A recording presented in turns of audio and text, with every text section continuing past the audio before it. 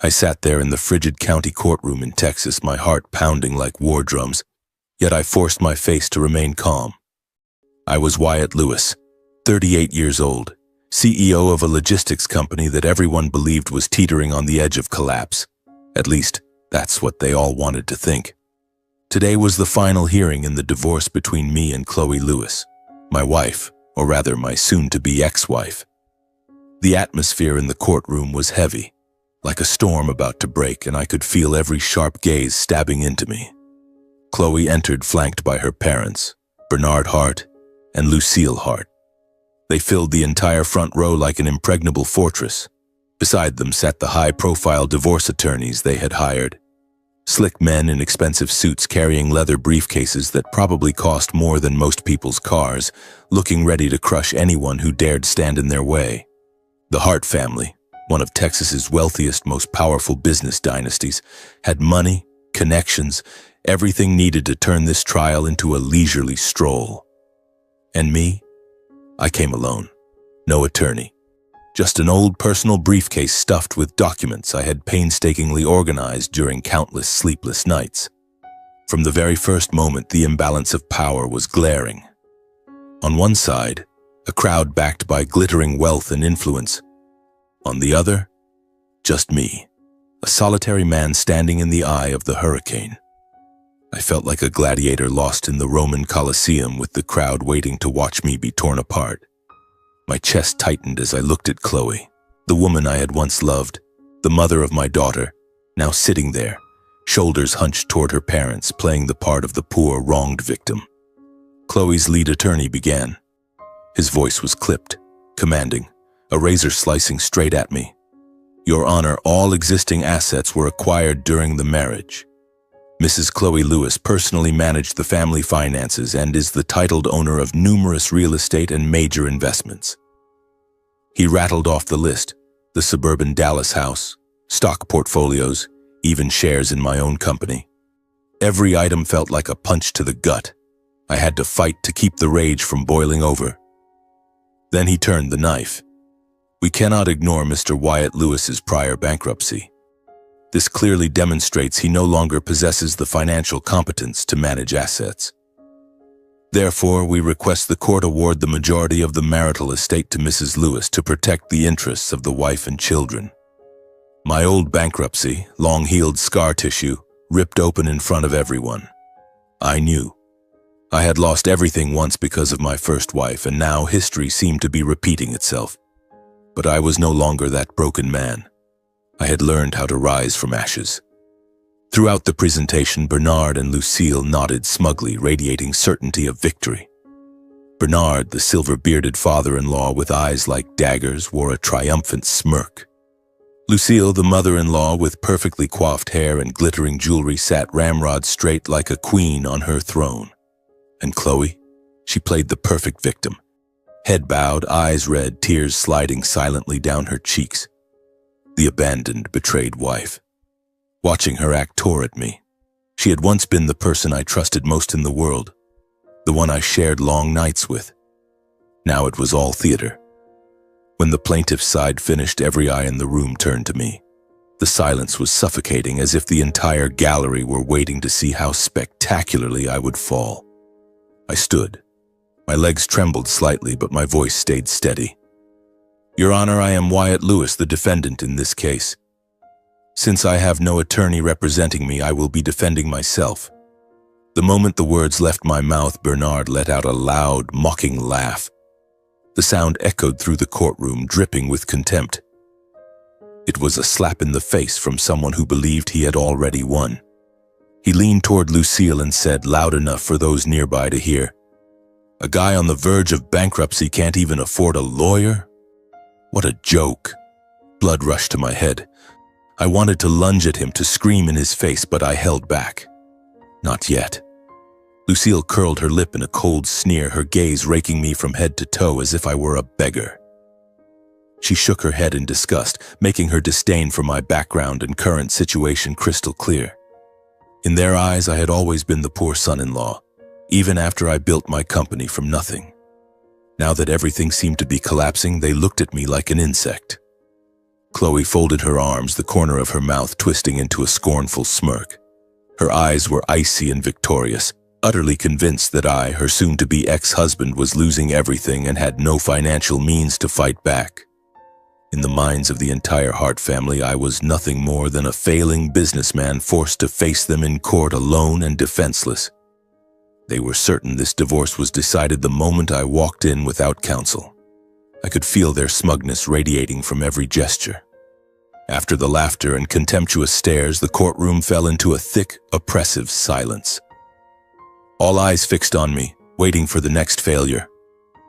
My pulse raced, sweat trickled down my back, but I didn't let it show. This was the moment to prove them wrong. The judge looked at me with visible concern, clearly aware of the massive imbalance. "Mr. Lewis, are you certain you wish to represent yourself? The court can grant a continuance so you may retain counsel and protect your rights." The Harts kept up their scorn. Bernard snorted. Lucille whispered something to Chloe, and Chloe smiled mockingly. They were positive I couldn't turn this around. I answered calmly, "Your Honor, I decline the continuance. I will represent myself to the end." I walked to the lectern with composure, a stark contrast to the defeated man they expected.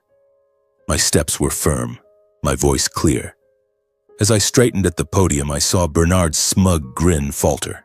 He frowned, sensing something was off. Chloe's expression shifted to unease. Her eyes widened as she realized I did not look like a man who had lost everything. My gaze was too steady for someone supposedly broken, and in that instant the atmosphere in the courtroom suddenly unmistakably changed. I stood at the lectern, letting my cold gaze sweep slowly across every face on the Hart side. I lingered on Bernard for a moment, on Lucille a moment longer, and on Chloe longest of all. She shifted in her seat, fingers twisting her handkerchief into knots, and I knew the seed of doubt had already taken root inside her. This was the moment I turned the tables. My heart wasn't pounding from fear anymore. It was pounding from pure electric anticipation. I took a deep breath, then pulled out the neatly organized stacks of documents from my battered briefcase. Those pages, bank statements, transaction reconciliations, property transfer deeds, were my weapons, gathered during endless sleepless nights when everything had seemed lost. I handed them to the bailiff, voice perfectly calm. "Your Honor, I move to submit these exhibits and request they be passed up to the bench in accordance with procedure." The bailiff nodded, took the folders, and carried them to the judge. A low murmur rippled through the courtroom. Chloe's attorneys leaned in to whisper, their faces tightening. They thought I was just stalling. They were wrong. I began my response without theatrics, voice even and direct. "Your Honor, everything the plaintiff just presented is only the surface. I will prove there were systematic, abnormal transactions in the marital finances. Transactions that were not ordinary family management as they claim." My words landed like a delayed fuse, and the temperature in the room immediately rose. I held up the first bank statement high enough for everyone to see, then passed it to the bailiff. "These are statements from our joint accounts. They show continuous large withdrawals, hundreds of thousands of dollars in just a few months." Chloe's lead counsel shot to his feet, still trying to sound confident, but I caught the faint tremor. "Your Honor, those withdrawals were normal household expenses and investments. There is nothing improper here." He sneered at me as if I were making it up, but I was ready. I allowed myself the smallest inward smile as I watched Bernard's frown deepen. I continued, calm and relentless. If they were normal expenses, why the sudden flood of transfers in an extremely narrow window? Here are the reconciliations I prepared from raw bank data. Look, in the 3 weeks immediately preceding the filing of the divorce petition, over $500,000 was moved without any legitimate explanation. I handed over the spreadsheets, red numbers glaring, and the gallery began to whisper. Chloe's attorney flushed, his next objection weaker. As spouses, Mrs. Lewis had every right to manage the funds. This is lawful in a marriage. I didn't give him time to breathe. I produced the next set, certified copies of property transfer deeds. And here is evidence that multiple assets were retitled immediately before the petition was filed.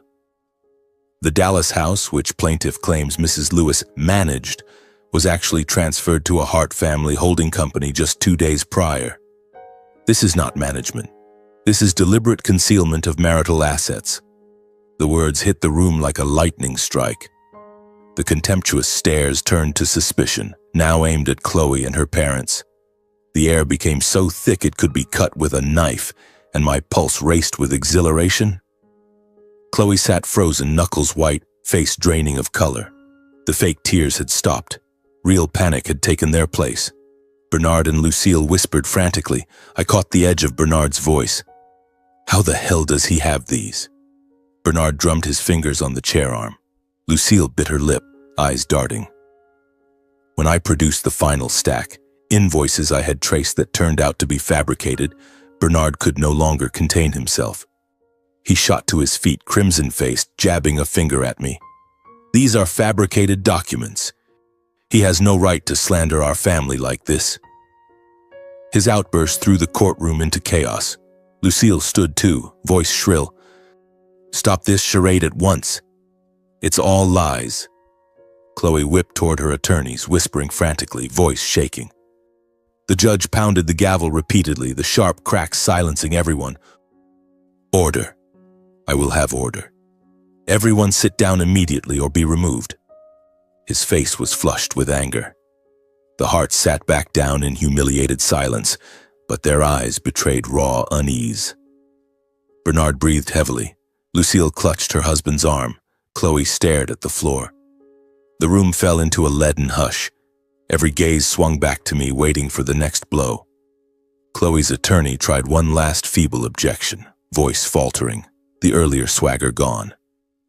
We will need time to review these documents. The tide had turned completely, and I felt it in every breath. The Hart family, for the first time, was on the defensive, cornered animals instead of confident hunters. Bernard's earlier smirk was gone. He now avoided my eyes, staring at the floor.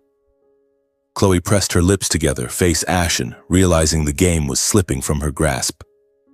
Her breathing came faster, fingers clenched tighter. She was genuinely afraid now. I continued presenting, clear, concise, clinical, no emotional attacks, just facts and paper.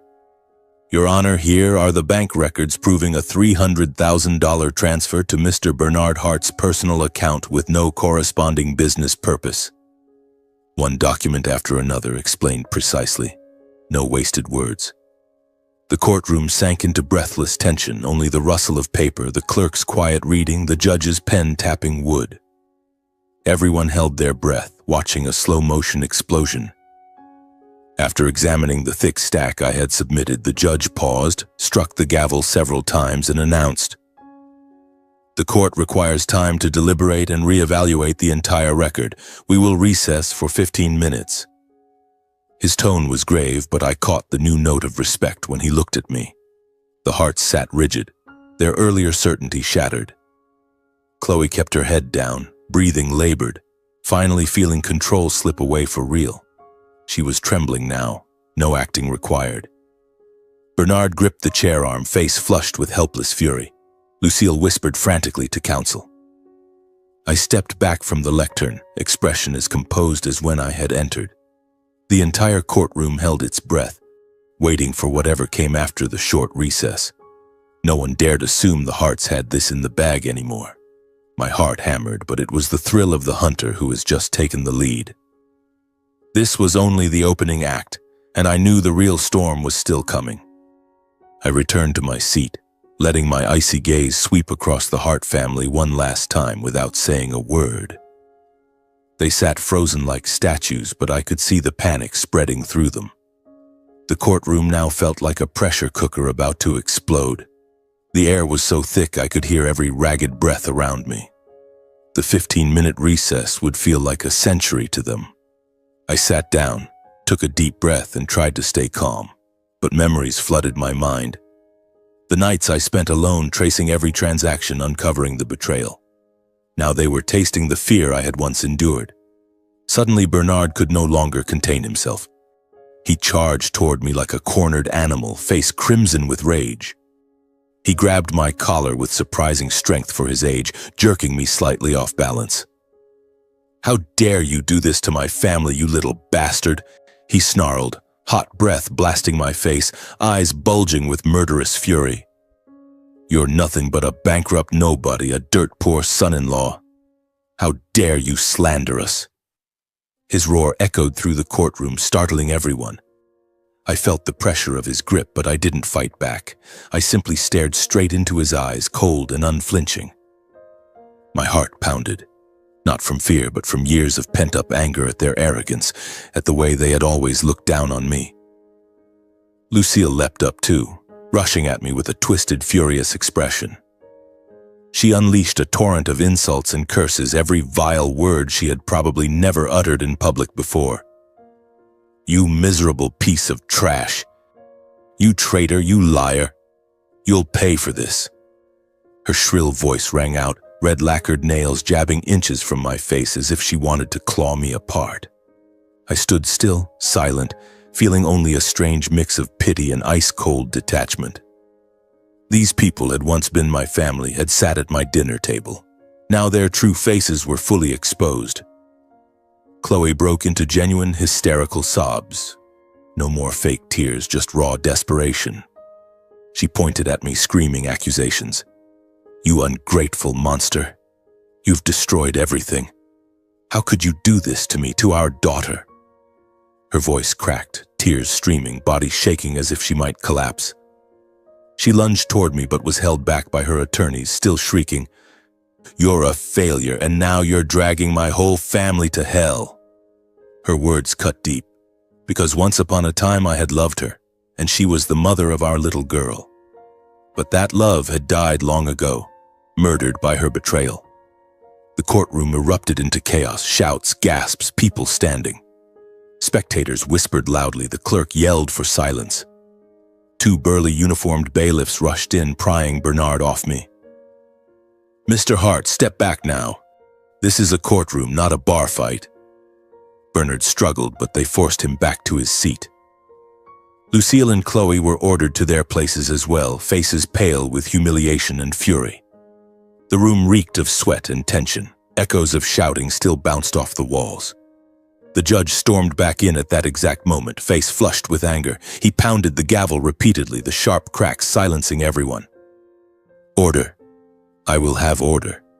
I warn every person in this room. One more outburst and you will be removed or fined." His voice thundered. Bernard collapsed into his chair, panting. Lucille wiped sweat from her brow. Chloe sobbed into her hands. The room gradually quieted, but the tension hung like a black cloud. From beginning to end, I had not resisted, had not answered a single insult. I simply straightened my collar, expression serene. Inside, my anger had already cooled. Not forgiveness, just the calm of someone who knows the loser is the one thrashing. When silence finally returned, the judge looked at me. I spoke only one short, glacial sentence. "The truth always finds its own way to the surface. They just have to wait and face the consequences." The words rang in the silence like a curse. Bernard froze, eyes wide, mouth open but speechless. Lucille went rigid, hands trembling. Chloe suddenly stopped crying, real dread flooding her face. They stared at me like I was a ghost, and I knew those words had struck the very center of their fear. With order restored, the judge resumed. He flipped through the new evidence, the atmosphere heavier than ever. Everyone sat motionless, waiting. After reviewing everything, the judge cleared his throat and spoke, voice carrying to every corner. "Having examined the submissions, the court hereby orders an immediate freeze on all transactions involving the disputed marital estate. All related bank accounts and real property are placed under judicial hold to prevent further dissipation." He paused, scanning the room. "The court finds credible indications of serious fraudulent conduct in the movement and management of assets. An independent forensic investigation by the appropriate authorities is ordered." The announcement hit like a bomb. Until the investigation concluded, I was recognized as the injured party, meaning all my rights would be protected. The Hart family sat stunned, unable to believe what they had just heard. Bernard jumped up again, voice shaking with rage. "Your Honor, this is a mistake. We demand an immediate review." Chloe's attorneys scrambled to object, stammering, "We request the order be stayed, Your Honor, to allow time to produce additional evidence." Every plea was shot down on the spot. Requests denied. No new evidence has been presented. The ruling stands. The gavel fell with finality. Chloe collapsed into her chair, face chalk-white, eyes vacant, silently weeping. Bernard stood rooted, fists shaking with helpless fury, lips moving soundlessly. Lucille sat speechless, eyes wide in horror. I remained standing in place, no cheering, no triumphant grin. Just the quiet certainty that the scales of justice had finally tipped. In that moment, I felt no elation, only the sense that a new door had opened to the rest of the truth waiting beyond. My heartbeat steadied, but my thoughts were with my daughter waiting for me at home. Everything I had done was for her.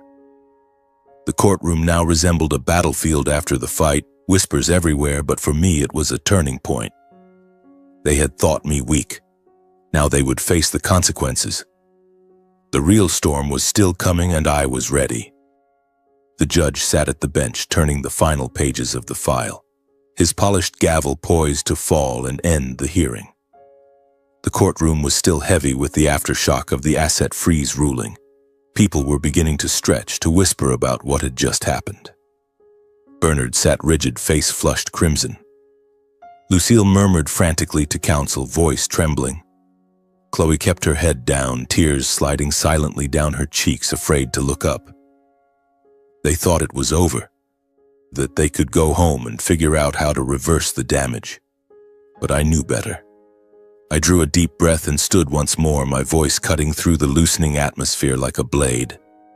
"Your Honor, with the court's permission, I request to make one final statement before this hearing is adjourned." The room fell instantly, deathly silent. Every eye snapped to me, the judge, the clerk, the gallery, the Harts. The judge paused, gavel still in hand, surprise and curiosity in his expression. "Mr. Lewis, do you have additional evidence to submit?" he asked, tone grave but open. I didn't answer immediately. I simply nodded. My heart beat faster, not from fear, but from the electric thrill of the moment I had waited for. This was it, the killing blow I had kept hidden until the very last second. Without a word of explanation, I reached into my briefcase and pulled out a second, unusually thick folder, the one I had compiled in absolute secrecy, containing evidence that went far beyond a normal divorce. I placed it on the clerk's desk, voice calm. "Your Honor, I move to submit this final exhibit and request it be passed directly to the bench." Every gaze locked onto that heavy folder like it was a live grenade. The air snapped taut again. Whispers died instantly, leaving only the rustle of paper as the clerk carried it up. I saw Bernard's frown deepen. Lucille clutch her husband's arm, Chloe lift her head, eyes wide with sudden dread. They sensed something was terribly wrong, but they had no idea how bad it truly was. My pulse hammered, sweat traced down my spine, yet I stood motionless, face serene. The judge took the folder, opened it, and began slowly turning the first pages. His expression changed immediately, from calm to grave, eyes narrowing, lips pressing into a hard line. I saw it clearly, and my heart raced with exhilaration. He turned more pages, fingers tightening slightly, not from fear but from the weight of what he was reading. The courtroom sank into uneasy silence. Confused glances flickered across faces. Spectators whispered, "What is it?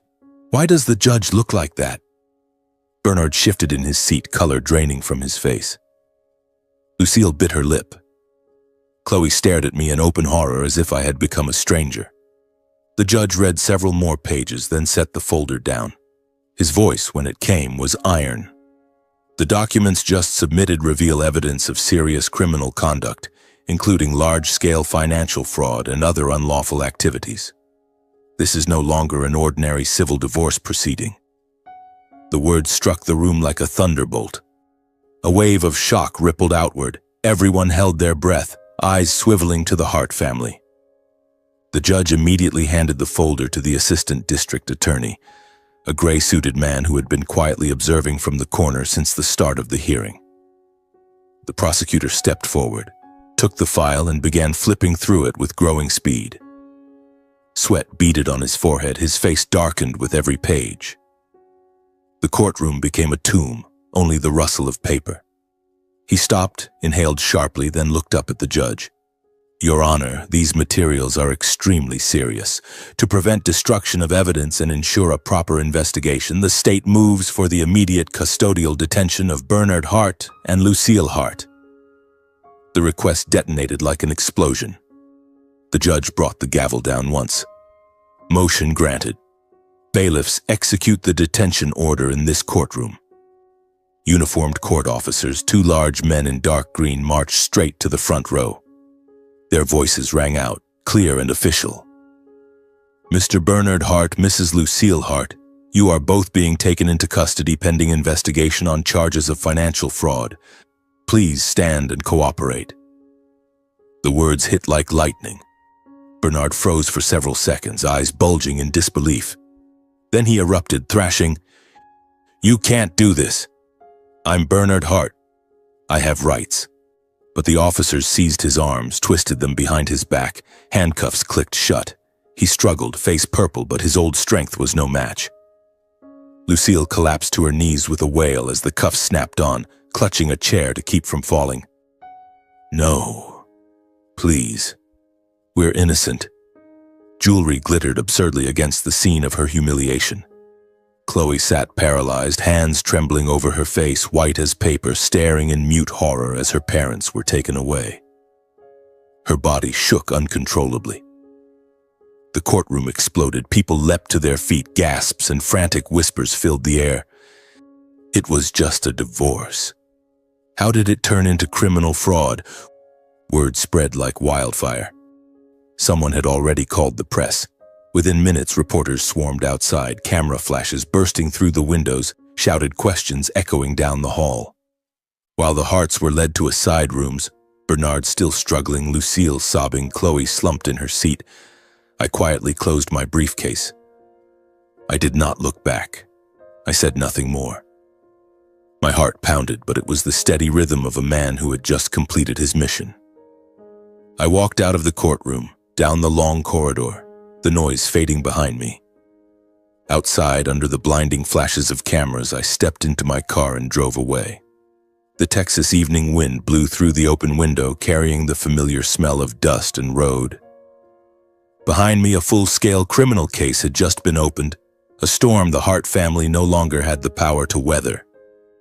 I drove down the highway, mind replaying the months I had spent tracing money trails, uncovering shell companies, money laundering schemes they thought were airtight.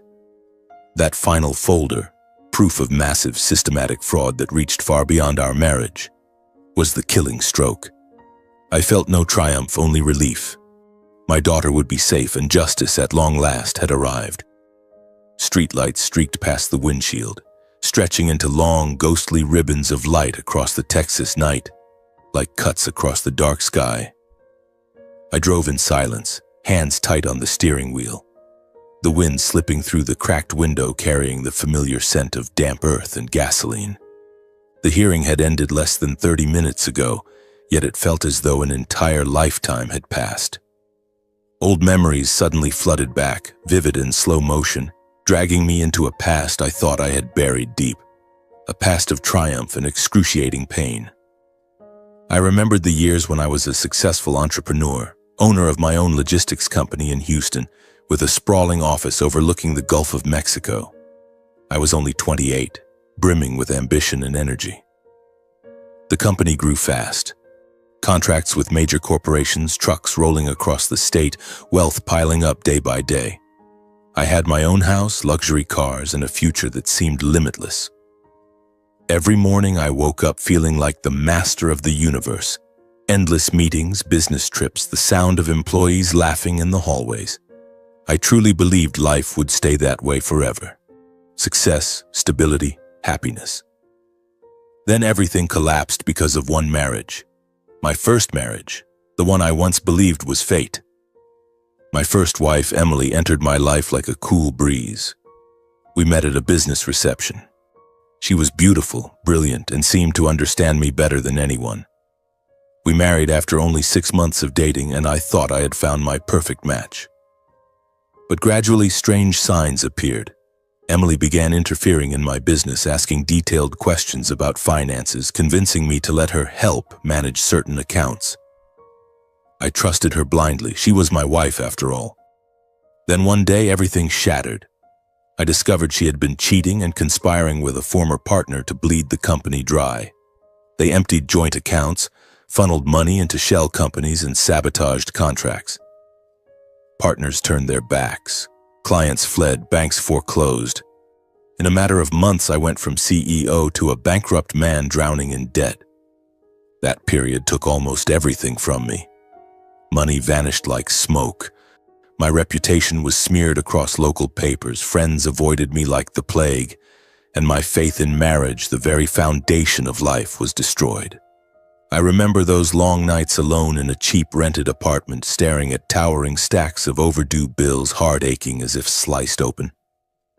There were moments I wanted to give up. Nights I clutched a bottle of whiskey and cried like a child. But survival instinct kicked in.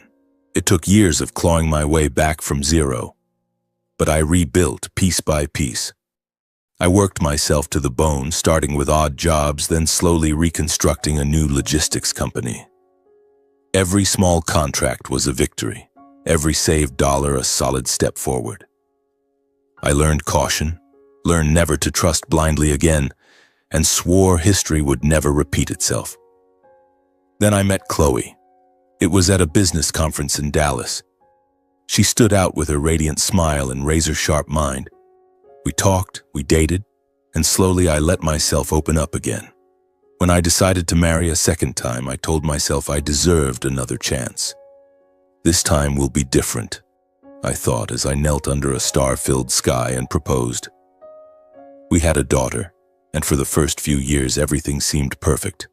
Mornings waking up together, family vacations, the sound of a child's laughter filling the house. I believed I had finally found real happiness, that the old wounds had healed. But the longer we lived together, the more I noticed Chloe shared too many traits with Emily.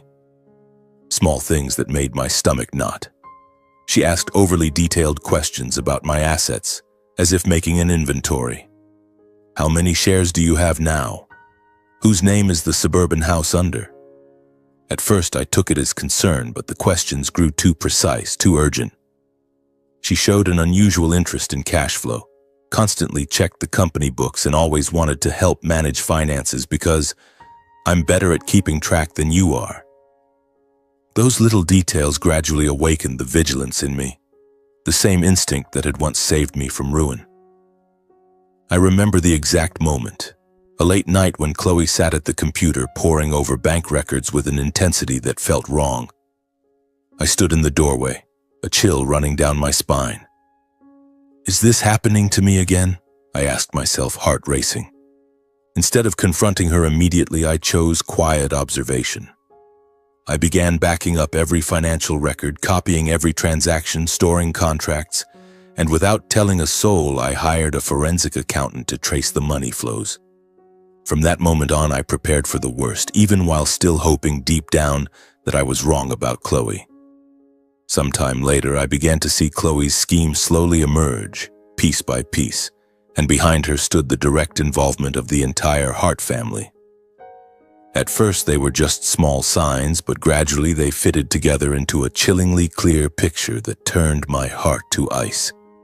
Chloe began interfering more deeply with money and documents. She constantly asked me to sign financial papers, bank authorizations, and investment contracts, always with seemingly reasonable excuses like tax optimization or protecting assets for Lily. I remember one evening vividly. We were sitting on the sofa after dinner, and Chloe handed me a thick stack of papers with her sweetest smile. Just sign, honey. I've already checked everything. This will save us taxes and protect Lily's future. I looked into her eyes, searching for any flicker of deceit, but she played the part perfectly. Sparkling gaze, gentle voice.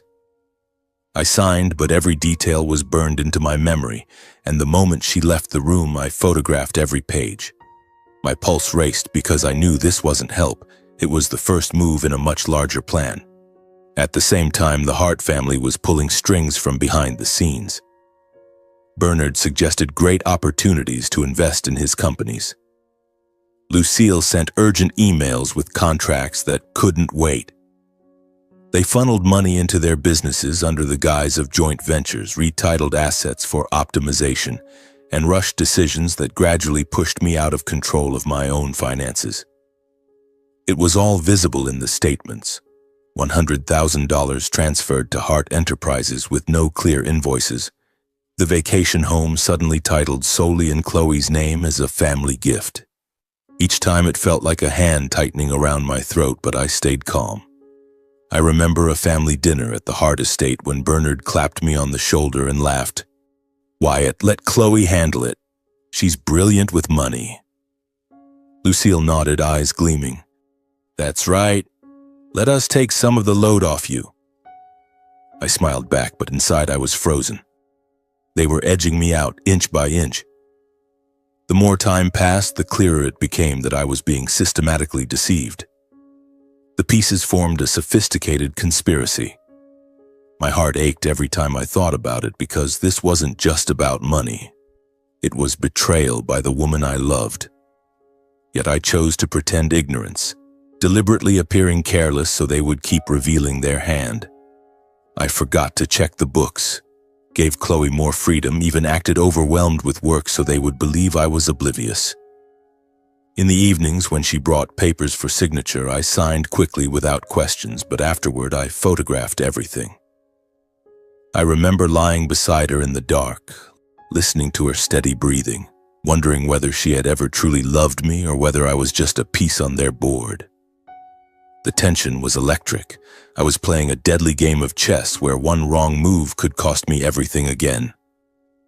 From that point on, I began gathering evidence methodically, like a detective in my own home.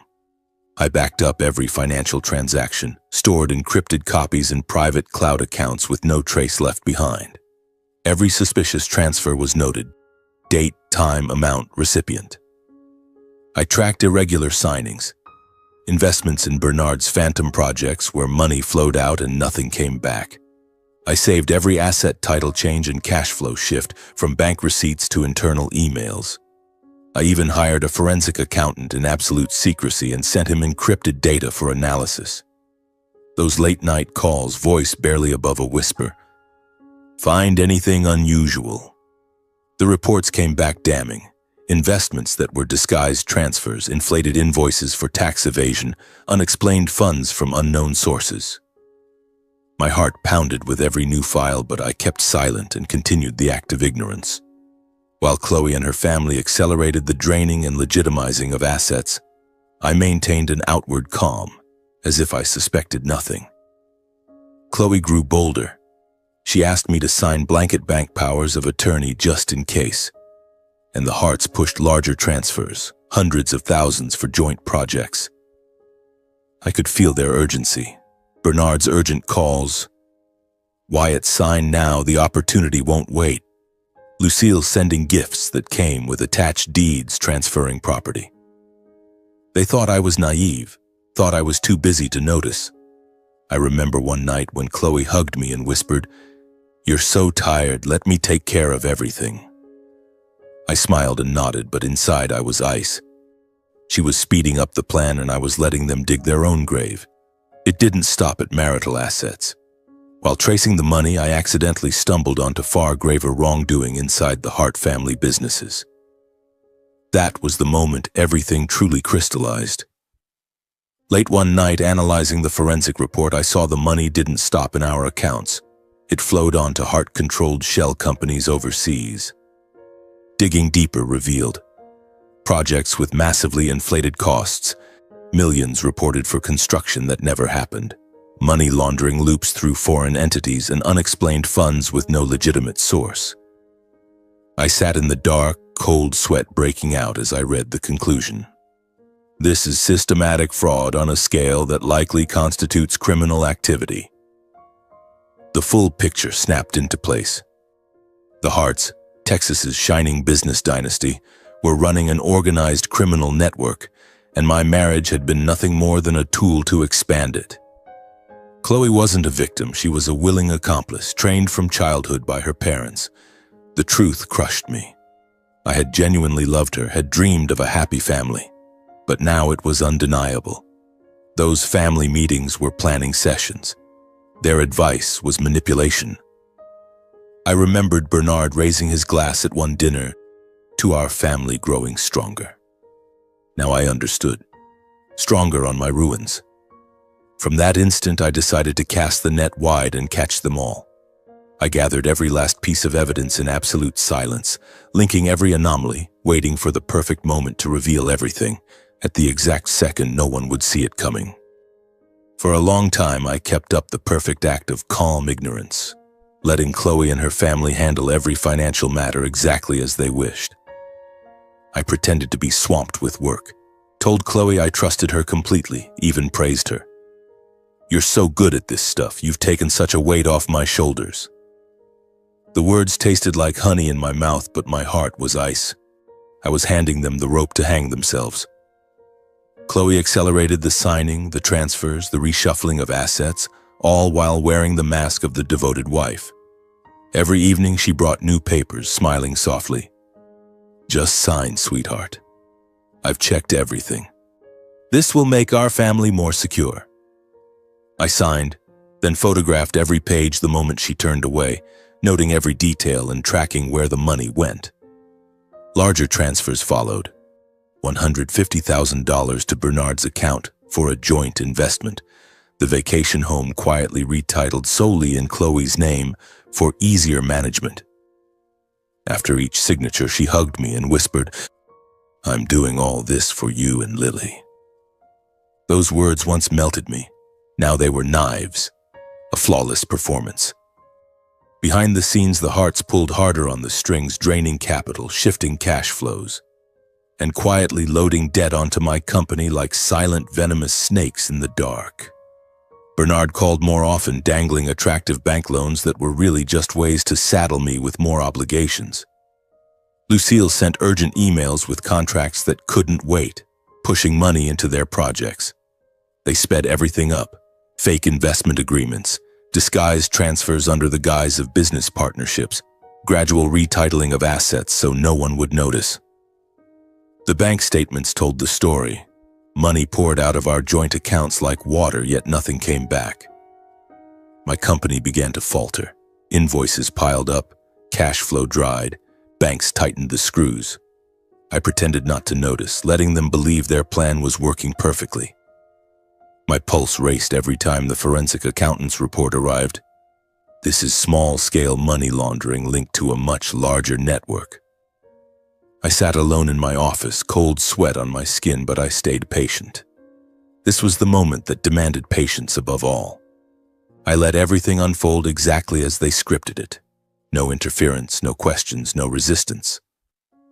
I forgot to review the books, invented business trips, gave Chloe more freedom than ever. When she brought papers in the evening, I signed without hesitation, even smiled. "You decide, babe. I trust you completely." Behind her back, I backed up everything, recorded calls with Bernard, tracked every dollar. Then the loans came due all at once. Cash flow vanished. Banks seized assets. Partners canceled contracts. It happened lightning fast. Phones ringing off the hook from creditors, cancellation emails from clients, overdue notices stacked on my desk. In weeks, the business I had rebuilt from nothing after my first bankruptcy was once again on the brink of collapse. I remember sitting in my office staring at red numbers, heart aching like it was being carved out. Employees panicked, some quit. The office felt like a funeral. For a moment, I considered confronting them right then, but no, this was part of the plan. I let them believe I was crumbling, helpless, while I needed the final pieces of evidence. As the crisis deepened, Chloe dropped the loving wife mask completely. The gentle woman who once comforted me through hard times turned cold. She blamed me openly for the company's failure, voice dripping with contempt. "How did you let it get this bad? This is all your fault. One evening at the dinner table under the harsh kitchen light, her face was no longer soft, only scorn. I searched her eyes for any remnant of affection and found only calculation. My heart broke all over again. This was the woman I had loved, trusted, and she was fully complicit. Bernard and Lucille shed their pretense too, openly treating me as worthless. They visited more often, no longer to help, but to push the plan forward. The fake hugs and compliments vanished, replaced by undisguised disdain. They thought I was finished, powerless, and they held all the cards. That night, the house, usually quiet, became a pressure cooker ready to explode. It started with one simple question from me. Where did the $200,000 transferred to Bernard's company come from? And why is the lake house suddenly only in Chloe's name without my consent? Silence, then chaos. Chloe slammed her glass down first, water splashing across the table. Who do you think you are, questioning me? That was a normal investment. You're bankrupt because you're incompetent. Don't blame me. She lunged forward, jabbing a finger into my chest. When you were at rock bottom, who stood by you? Me. And now you turn on me? Bernard shot up and roared in my face. Shut your mouth. You have no right to question any financial decision in this house. Your company is drowning. Don't drag us down with you. He stepped closer, nose to nose. From now on, you stay out of money matters. Understood? Lucille didn't shout. She gave a cold, spine-chilling smile. Thought you were so clever, didn't you? You're just a lucky beggar who married my daughter. When you're broke, you keep quiet and stop playing detective. She pointed straight at my face. Chloe owning the house is only right. A bankrupt like you has nothing left to put his name on anyway. The air exploded. All three closed in, shouting, slamming things, shoving chairs. A battlefield in our own dining room. Chloe screamed, mask completely gone. I'm done. You're paranoid about money. You're the biggest burden of my life. Tears streamed, but they were tears of rage and hatred, not pain. I stood in the center of the three of them, three distorted faces twisted by greed and fear of exposure, and felt the pain shift into an icy clarity. You've been stealing from me, I said slowly, quietly, every word a blade laid on the table. They shouted over me, cursed, threatened, but every word only confirmed what I already knew. I looked at each of them. No more love, no more confusion, only painful, blinding truth. Everything I needed was right here in their real faces. That same night, I packed and left the house, taking every document, every backup, everything that still belonged to me. I moved quickly under dim light, heart pounding with both anguish and adrenaline. Chloe watched me, crying, Where are you going? Think of Lily. I held our daughter one last time, whispered, Daddy promises he'll come back for you. I drove out of the garage with the safe containing all the evidence, heading to a hotel. Days later, Chloe filed for divorce. Certain the Harts had already won. They saw me as a broken, bankrupt man with nothing left. The divorce trial was scheduled quickly, exactly as their arrogance predicted. They expected me to beg, to surrender. Instead, the outcome turned everything upside down. The judge's gavel fell like an executioner's axe. Assets frozen, the tide reversed, the Harts thrown from certain victory into sudden defense. I still remember that moment. The gavel's crack as I drove away from the courthouse through the crowded streets, the sound echoing in my head while the Texas wind blew through the open window carrying the smell of the city. A new chapter had begun. After the divorce hearing, the criminal file against the Hart family was officially taken over by the prosecution for an expanded investigation. Just days later, my private attorney emailed me. Mr. Lewis, it started. The prosecutor is reviewing the evidence you submitted. My heart beat a little faster as I read it. Sitting in the small temporary office I had rented on the outskirts of Houston, the place where Lily and I were now staying. I no longer lived in the old house filled with memories of betrayal. In the first days after the hearing, I devoted myself entirely to Lily, taking her to school, playing in the park, reading bedtime stories. She asked about her mother and I only smiled. Mommy's very busy with work, sweetheart. Daddy will always be here. But at night after she fell asleep, I sat alone following the news. The press had begun covering it. Hart dynasty accused of financial fraud after shocking divorce. I read with a cold heart. They had once been my family, now they were enemies of justice. In the following days, Bernard and Lucille were repeatedly summoned for questioning about financial transactions, cash flows, and offshore shell companies. I pictured the scenes. Bernard in a freezing interrogation room under harsh fluorescent lights, face crimson as the prosecutor asked about a $300,000 unexplained transfer. How do you explain the shell company in the Cayman Islands?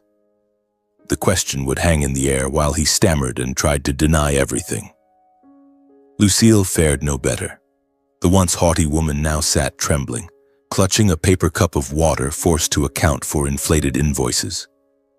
My attorney kept me updated. They're cooperating, but their statements contradict each other. Your evidence is tearing them apart.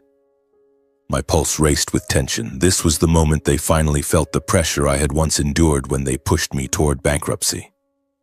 At the same time, Chloe was summoned multiple times as the person who directly executed the signatures, authorizations, and asset concealment.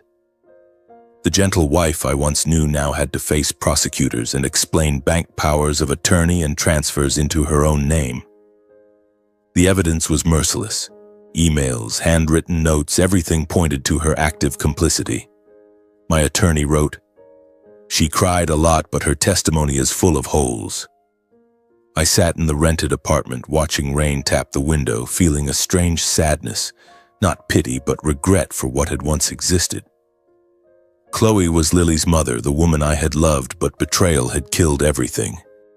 Investigators froze every Hart family account and related company, combing through years of cash flows. I still remember the notice. All accounts frozen. They can't touch a cent. Luxury properties titled through intermediaries, mansions in Dallas, vacation villas, were sealed with bright red police tape. The media went wild. Photos of Bernard leaving the prosecutor's office with his head down, Lucille surrounded by paparazzi. The Hart's financial crimes were peeled open layer by layer, impossible to hide any longer. Inflated project costs, money laundering through subsidiaries, unexplained millions. I followed it all, heart pounding with the drama. Hart case, tens of millions in unexplained funds uncovered. Legal pressure tightened daily. Formal criminal indictment of Bernard, Lucille, and Chloe became inevitable. One late evening, rain drumming on the roof, Chloe appeared at my door, distraught and soaked. I was reading Lily to sleep when the doorbell rang. I opened it and there she stood, hair disheveled, eyes swollen, clothes drenched, no trace of her former polished beauty. She collapsed to her knees instantly, sobbing, rain and tears streaming together. "Wyatt, please, please forgive me, forgive my family." Her voice broke with desperation. She admitted everything had spiraled out of control, begged me to withdraw the complaint, to ask the prosecutor for leniency so her parents wouldn't go to prison. I never thought it would come to this. I only wanted what was best for the family. My parents are old. They won't survive prison. She invoked Lily, our past marriage, the years we had shared, trying to soften me. Think of Lily, she needs her grandparents. We were happy once, Wyatt. Please, for those memories. I stood silent, gaze cold, no shred of mercy left. My heart had once ached for her, but now only ice remained. Betrayal had murdered every feeling. I spoke clearly, evenly. "Chloe, I no longer have any power to stop the investigation. Everything is now in the hands of the law. You and your family will face the consequences of what you did." The words cut like a knife, but they were the truth. She clung to my arm one last time in desperation. "Wyatt, I'm begging you, don't let me lose everything." Her tears soaked my shirt, but I gently removed her hands and closed the door, ending the final chapter of our marriage forever. Her crying echoed outside, but I turned away, went to Lily's room and held my daughter tighter. That night I didn't sleep. memories swirling, yet I felt no regret. Only days later, the prosecution formally indicted the Hart family for financial fraud, money laundering, and asset misappropriation. Bernard and Lucille were taken into pretrial detention. Television showed them being led away in handcuffs. Bernard head bowed, Lucille sobbing hysterically. In the next wave, Chloe was also indicted as an accomplice and arrested while attempting to flee with remaining assets. She was caught at the airport trying to wire money overseas. Photos of Chloe in handcuffs, pale and disheveled, spread across every front page within hours under headlines like, "Ex-wife of logistics CEO arrested as accomplice in massive fraud." The story dominated financial and legal news for weeks, 24/7 coverage, expert panels, analyses titled, "The Fall of the Hart Empire." The once untouchable Texas business dynasty collapsed in a chain reaction investigation. Their stock plummeted, partners fled, public opinion turned vicious. Society finally learned that the sensational divorce had only been the opening act of a much larger scandal. And I, the man everyone had seen as bankrupt and empty-handed at the divorce hearing, had quietly turned the entire board, bringing an entire powerful family to justice. I sat in my rented apartment watching Lily play and for the first time felt true relief. The investigation continues, but for me, the old chapter is closed. I didn't win through revenge, but through the truth. The criminal trial officially opened after months of exhaustive investigation and evidence gathering. Months during which the press never stopped reporting. Public opinion boiled, and crushing pressure bore down on the Hart family. I received my witness summons and my heart pounded as I walked back into the familiar Houston courthouse. This time, the atmosphere was entirely different. A larger courtroom packed with reporters, spectators, and heavy security. The judge, a different man, stern with a silver beard and a deep, resonant voice, struck the gavel to open the proceedings. This criminal trial against defendants Bernard Hart, Lucille Hart, and Chloe Lewis on charges of organized financial fraud, fraudulent appropriation of property, money laundering, and concealment of assets is hereby in session. His words echoed. The room fell deathly silent except for the rapid click of camera shutters from the back. Bernard, Lucille, and Chloe appeared one by one at the dock as defendants, looking nothing like they had at the divorce hearing. Bernard, once so proud in his expensive suits, now wore plain prison garb, gaunt silver stubble longer, eyes darting, avoiding everyone. Lucille, formerly dripping with jewelry, had disheveled hair, no makeup, shoulders trembling as she stepped forward. And Chloe. My chest tightened when I saw her. Thin, red-eyed hair in a simple ponytail, a ghost of the woman I once loved. For a moment, her gaze found mine from the defendant's side, filled with desperation and resentment, but I looked away. There was nothing left to say. They stood there, loosely cuffed under harsh lights, small and pathetic before the towering wooden dock. The prosecutor, a sharp-voiced, middle-aged woman, listed the charges. The defendants participated in a systematic, organized fraud, misappropriating Mr. Wyatt Lewis's assets and laundering money through shell companies. Her words cut like knives, the gallery stirred. Every piece of evidence I had submitted at the divorce hearing was brought forward again in the criminal trial, replayed in slow, devastating detail. The prosecutor presented thick folders, bank statements, internal emails, transaction records I had collected through countless sleepless nights. I sat in the witness section, heart racing as they flashed on the giant screen, unexplained transfers, forged contracts, everything interlocking perfectly. The entire money trail, offshore shells, fake agreements, and asset concealment schemes were laid bare before the public. The prosecutor pointed at the screen. This is a $500,000 transfer to a Cayman Islands shell company falsely recorded as an investment. And here is an email from defendant Chloe Lewis directing the retitling of assets. The courtroom was breathless, only the rustle of paper and reporters' whispers. I watched Bernard hang his head, Lucille bite her lip, Chloe cover her face, shoulders shaking. The evidence I had gathered had become the fatal blow, undeniable. One by one, the defense arguments collapsed against the mountain of proof. Their attorney, a tall man with a deep voice, tried. The defendants were victims of a financial misunderstanding. There was no intent to defraud. The prosecutor fired back. Misunderstanding? Here is an email from Bernard Hart personally instructing money laundering. The gallery gasped. The lawyer flushed, stumbling. The Harts began blaming one another, chaos erupting even inside the dock. Bernard shouted when questioned. It was Chloe's idea. She handled everything. Lucille hissed. Don't pin it on me, you signed everything. Chloe sobbed. I only did what my parents told me. The judge pounded the gavel repeatedly. Order, or I will clear the dock. I sat watching them destroy each other, heart steady but electrified. It was a tragic play unfolding exactly as it had to. After days of tense proceedings with the media in a frenzy and public outrage boiling, the judge delivered the sentences. He rose, voice grave. Having considered all evidence, the court sentences Bernard Hart to 22 years imprisonment and Lucille Hart to 18 years imprisonment for organized criminal activity and large-scale financial fraud. Bernard froze, face ashen, hands gripping the rail, trembling. Lucille wailed, nearly collapsing, supported by guards. The judge continued without pause. Chloe Lewis is sentenced to 9 years imprisonment for complicity in fraud and attempted asset flight. Chloe crumpled, sobbing uncontrollably, calling my name in desperation. All illicit assets were confiscated, houses, cars, stocks gone like smoke.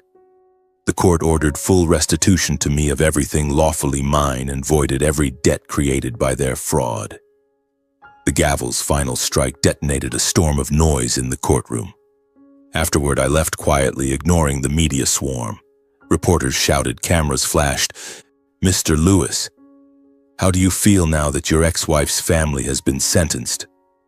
I kept my head down, walked through the crowd, and got into the waiting car. My heart was calm. No more hatred, only profound relief after years of endurance. From a man the world saw as bankrupt and empty-handed at the divorce trial, I had become the one who silently overturned the board and brought an entire powerful dynasty to justice. The press called me the silent hero, but I didn't care. I only wanted to forget. I took Lily and left the noisy city, starting a completely new life in a quiet Texas lakeside town.